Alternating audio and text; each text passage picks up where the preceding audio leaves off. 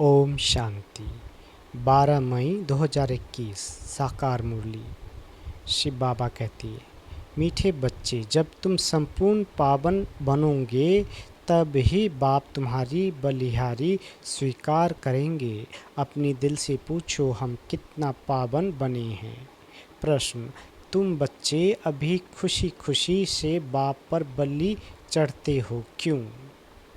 उत्तर, क्योंकि तुम जानते हो अभी हम बलिहार जाते हैं तो बाप 21 जन्मों के लिए बलिहार जाते हैं। तुम बच्चों को ये भी मालूम है कि अब इस अविनाशी रुद्र ज्ञान यज्ञ में सब मनुष्य मात्र को स्वाहा होना ही है, इसलिए तुम पहले ही खुशी खुशी से अपना तन मन धन सब कुछ स्वाहा कर सफल कर लेते हो। गीत मुखरा देख ले प्राणी जरा दर्पण में।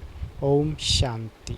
शिव भगवान वाच, जरूर अपने बच्चों प्रति ही नॉलेज सिखाते हैं, वह श्रीमत देते हैं। हे बच्चों, वह प्राणी शरीर से प्राण निकल जाते हैं, वह आत्मा निकल जाती है, एक ही बात है। हे प्राणी अथवा हे बच्चे, तुमने देखा कि मेरे जीवन में कितना पाप था और कितना पुण्य था। हिसाब तो बता दिया है। तुम्हारे जीवन में आधा कल्प पुण्य आधा कल्प पाप होते हैं। पुण्य का वर्षा बाप से मिलता है, जिसको राम कहते हैं। राम निराकार को कहा जाता है ना, कि सीता वाला राम। तो अब तुम बच्चे जो आकर के ब्रह्मा मुखवंशावली ब्राह्मण बने हो, तुम्हारी बुद्धि में आया है बरोबर आधा कल्प हम पुण्य आत्मा ही थे, फिर आधा कल्प पाप आत्मा बने। अभी पुण्य आत्मा बनना है। कितना पुण्य आत्मा बने हैं वह हर एक अपने दिल से पूछे। पाप आत्मा से पुण्य आत्मा कैसे बनेंगे, वह भी बाप ने समझाया है। यज्ञ तप आदि से तुम पुण्य आत्मा नहीं बनेंगे, वह है भक्ति मार्ग। इससे कोई भी मनुष्य पुण्य आत्मा नहीं बनते हैं। अभी तुम बच्चे समझते हो हम पुण्य आत्मा बन रहे हैं। आसुरी मत से पाप आत्मा बनते बनते सीढ़ी उतरते ही आए हैं। कितना समय हम पुण्य आत्मा बनते हैं, वह सुख का वर्षा लेते हैं, यह किसी को पता नहीं है। उस बाप को याद तो सभी मनुष्य करते हैं, उनको ही परमपिता परमात्मा शिव कहते हैं। ब्रह्मा विष्णु शंकर को परमात्मा नहीं कहेंगे और किसी को परमात्मा नहीं कह सकते हैं। भल इस समय तुम प्रजापिता ब्रह्मा कहते हो, परंतु प्रजापिता को कभी भक्ति मार्ग में याद नहीं करते हैं। याद सभी फिर भी निराकार बाप को ही करते हैं। ओ गॉड फादर, ओ भगवान अक्षर ही निकलते हैं, एक को ही याद करते हैं। मनुष्य अपने को गॉड फादर कह ना सके, ना ही ब्रह्मा विष्णु शंकर अपने को गॉड फादर कह सकते हैं। उनके शरीर का नाम तो है ना, एक ही गॉड फादर है, उनको अपना शरीर नहीं है। भक्ति मार्ग में भी शिव की बहुत पूजा करते हैं। अभी तुम बच्चे जानते हो शिव बाबा इस शरीर द्वारा हमसे बात करते हैं। हे बच्चों, कितना प्यार से कहते हैं, समझते हैं मैं सर्व का पति पावन सदगति दाता हूँ। मनुष्य बाप की महिमा करते हैं ना, लेकिन उनको यह पता नहीं है कि 5000 वर्ष बाद आते हैं जरूर। जब कलयुग का अंत होगा तब ही तो आएंगे। अभी कलयुग का अंत है तो जरूर अब आया हुआ है। तुमको कृष्ण नहीं पढ़ाते हैं, श्रीमत मिलती है। श्रीमत कोई कृष्ण की नहीं है, कृष्ण की आत्मा भी श्रीमत से 100 देवता बनी थी, फिर 84 जन्म लेते अब तुम आसुरी मत के बने हो। बाप कहते हैं मैं आता ही तब हूँ जब तुम्हारा चक्र पूरा होता है। तुम जो शुरू में आए थे अब जर्जरीभूत अवस्था में हो। झार पुराना जर्जरीभूत होता है तो सारा झार ऐसा हो जाता है। बाप समझाते हैं, तुम्हारे तमोप्रधान बनने से सब तमोप्रधान बन गए हैं। यह मनुष्य सृष्टि का वैरायटी धर्मों का झार है। इसको उल्टा झार कहते हैं। बाबा कहते इसका बीज रूप में है, उस बीज में ही सारा झार निकलता है। मनुष्य कहते भी हैं, गॉड फादर आत्मा कहती है, आत्मा का नाम आत्मा ही है। आत्मा शरीर में आती है तो शरीर का नाम रखा जाता है। खेल चलता है, आत्मा की दुनिया में खेल नहीं चलता। खेल की जगह ही यह है। नाटक में रोशनी आदि सब होती है, बाकी जहाँ आत्माएं रहती है वहाँ सूर्य चांद नहीं है। ड्रामा का खेल नहीं चलता है। रात दिन यहाँ होते हैं। सूक्ष्म वतन व मूल वतन में रात दिन नहीं होते। कर्म क्षेत्र यह है, इसमें मनुष्य अच्छे कर्म भी करते हैं, बुरे कर्म भी करते हैं। सतयुग त्रेता में अच्छे कर्म होते हैं, क्योंकि वहाँ 5 विकार रूपी रावण का राज ही नहीं। बाप बैठ कर्म अकर्म विक्रम का राज बताते हैं। कर्म तो करना ही है, यह कर्म क्षेत्र है। सतयुग में जो मनुष्य कर्म करते हैं वह अकर्म हो जाता है। वहाँ रावण राज ही नहीं है, उनको हेवन कहा जाता है। इस समय हेवन है नहीं। सतयुग में एक ही भारत था और कोई खंड नहीं था। हेवनली गॉड फादर कहते हैं तो बाप जरूर हेवन ही रचेंगे। ये सब नेशन वाले जानते हैं कि भारत प्राचीन देश है। पहले पहले सिर्फ भारत ही था, यह कोई नहीं जानते हैं। अभी तो नहीं है ना, ये है ही 5000 वर्ष की बात। कहते भी हैं क्राइस्ट से 3000 वर्ष पहले भारत हेवन था। रचयिता जरूर रचना रचेंगे। तमो प्रधान बुद्धि होने कारण इतना भी नहीं समझते। भारत तो सबसे ऊंच खंड है, पहली बिरादरी है मनुष्य सृष्टि की। यह भी ड्रामा बना हुआ है। साहूकार गरीबों को मदद करते हैं, यह भी चला आता है। भक्ति मार्ग में भी साहूकार गरीबों को दान करते हैं, परंतु यह है ही पतित दुनिया। तो जो कुछ भी दान पुण्य करते हैं पतित ही करते हैं। जिसको दान करते हैं वो भी पतित है। पतित को दान करेंगे, उनका फल क्या पाएंगे। भल कितना भी दान पुण्य करते आए हैं, फिर भी गिरते आए हैं। भारत जैसा दानी खंड और कोई नहीं होता। इस समय तुम्हारा जो भी तन मन धन है, सब इसमें स्वाहा करते हो। इनको कहा जाता है राजस्व अश्वमेघ अविनाशी ज्ञान यज्ञ। आत्मा कहती है यह जो पुराना शरीर है, इनको भी यहाँ स्वाहा करना है, क्योंकि तुम जानते हो सारी दुनिया के मनुष्य मात्र इसमें स्वाहा होते हैं। इसलिए हम क्यों नहीं खुशी से बाबा पर बलि चढ़ जाएं। आत्मा जानती है हम बाप को याद करते हैं, कहते भी हैं आए हैं बाबा आप जब आएंगे तो हम बलिहार जाएंगे। क्योंकि अब हमारे बलिहार जाने से आप फिर 21 जन्म के लिए बलिहार जाएंगे। यह सौदागरी है। हम बाप पर बलिहार जाते हैं तो बाप भी तो 21 बार बलिहार जाते हैं। बाप कहते हैं जब तक तुम्हारी आत्मा पवित्र नहीं बनती है तब तक हम बलिहारी स्वीकार नहीं करते हैं।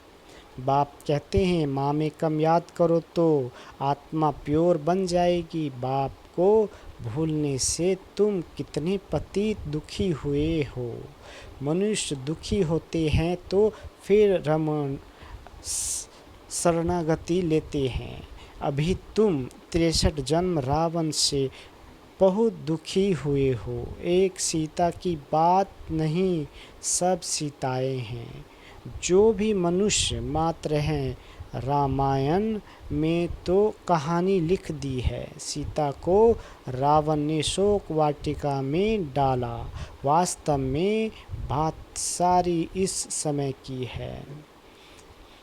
सभी रावण अर्थात 5 विकारों की जेल में हैं, इसलिए दुखी हो पुकारते हैं हमको इनसे छुड़ाओ। एक की बात नहीं, बाप समझाते हैं सारी दुनिया रावण की जेल में है। रावण राज है ना, कहते भी हैं राम राज चाहिए। गांधी ने भी कहा सन्यासी कभी ऐसे नहीं कहेंगे कि राम राज चाहिए, भारतवासी ही कहेंगे। इस समय आदि सनातन देवी देवता धर्म है नहीं और ब्रांचेज है। सतयुग था, एक ही आदि सनातन देवी देवता धर्म था। अभी वह नाम ही बदला हुआ है। अपने धर्म को भूल फिर और धर्म में कन्वर्ट होते जाते हैं। मुसलमान आए, कितने हिंदुओं को अपने धर्म में कन्वर्ट कर लिया। क्रिश्चियन धर्म में भी बहुत कन्वर्ट हुए हैं, इसलिए भारतवासियों की जनसंख्या कम हो गई है। नहीं तो भारतवासियों की जनसंख्या सबसे जास्ती होनी चाहिए।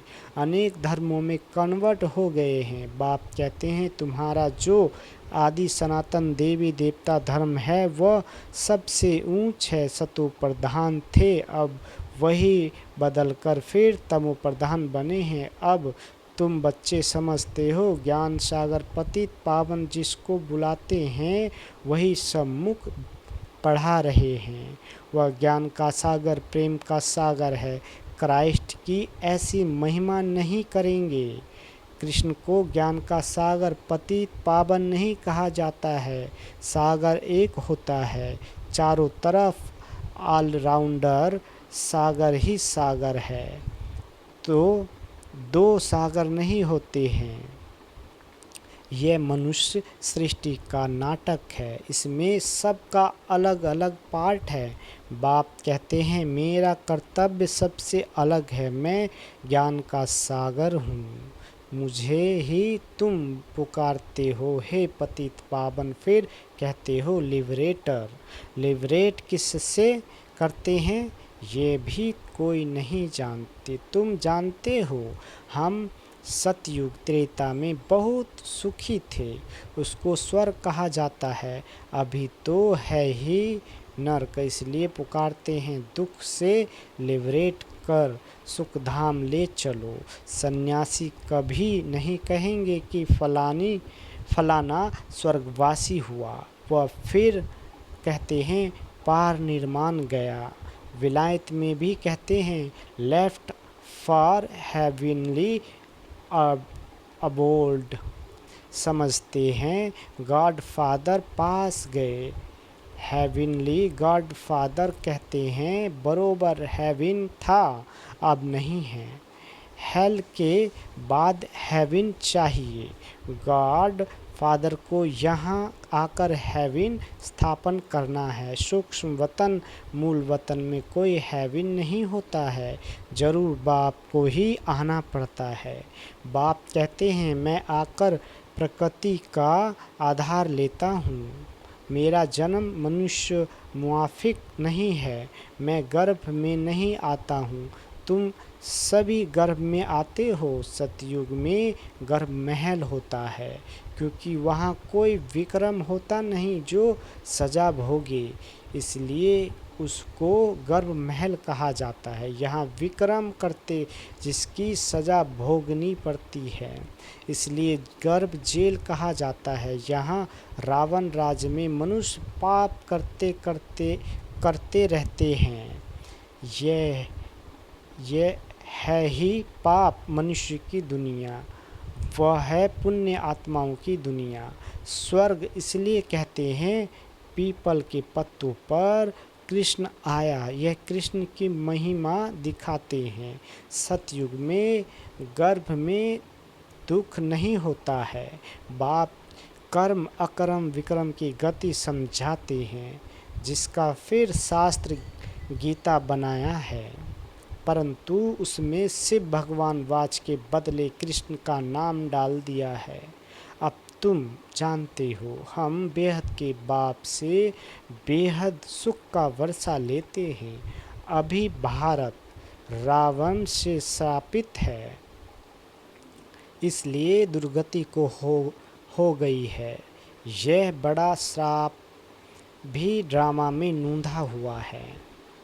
बाप आकर वर देते हैं, आयुष्मान भव, पुत्रवान भव, संपत्तिवान भव, सभी सुख का वर्षा देते हैं। तुमको आकर पढ़ाते हैं, जिस पढ़ाई से तुम देवता बनते हो यह नई रचना हो रही है।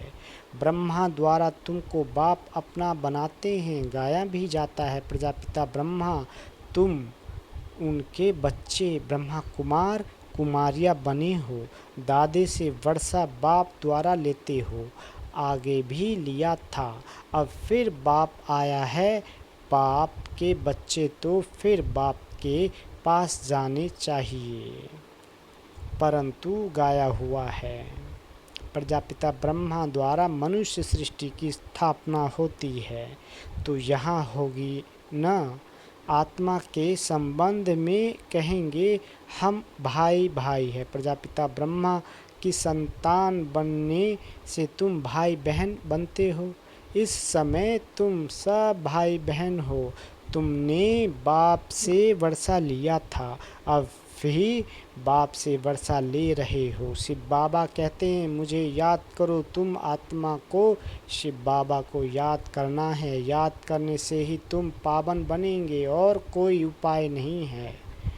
पावन बनने सिवाय तुम मुक्ति धाम में जा भी नहीं सकते हो। जीवन मुक्ति में पहले पहले आदि सनातन देवी देवता धर्म था, फिर नंबरवार और धर्म आए। बाप अंत में आकर सबको दुखों से मुक्त करते हैं। उनको कहा ही जाता है लिबरेटर। बाप कहते हैं तुम सिर्फ मुझे याद करो तो तुम्हारे पाप भस्म हो जाएंगे। बुलाते भी हो बाबा आओ हमको पतित से पावन बनाओ।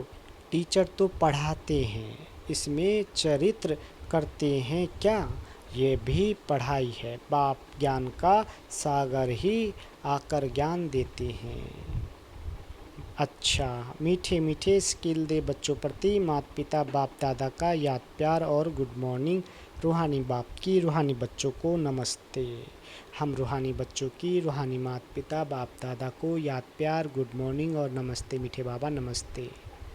धारणा के लिए मुख्य सार। पहला, कर्म अकर्म और विक्रम की गति को जान। अब कोई विक्रम नहीं करना है। कर्म क्षेत्र पर कर्म करते हुए विक्रमों का त्याग करना ही विक्रम से बचना है। दूसरा, ऐसा पावन बनना है जो हमारी बलिहारी बाप स्वीकार कर ले। पावन बनकर पावन दुनिया में जाना है। तन मन धन इस यज्ञ में स्वाहा कर सफल करना है। वरदान, आलस्य के भिन्न भिन्न रूपों को समाप्त कर सदा उल्लास में रहने वाले तीव्र पुरुषार्थी भव।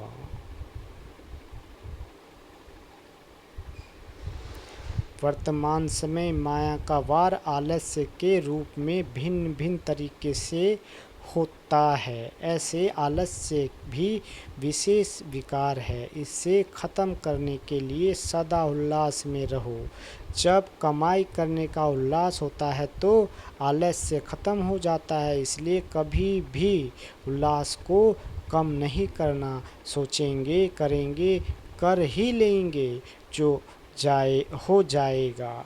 ये सब आलस्य की निशानियां हैं। ऐसे आलस्य वाले निर्बल संकल्पों को समाप्त कर यही सोचो कि जो करना है जितना करना है अभी करना है, तब कहेंगे तीव्र पुरुषार्थी। स्लोगन, सच्चे सेवाधारी वह है जिनका सोचना और कहना समान है। अच्छा। ओम शांति।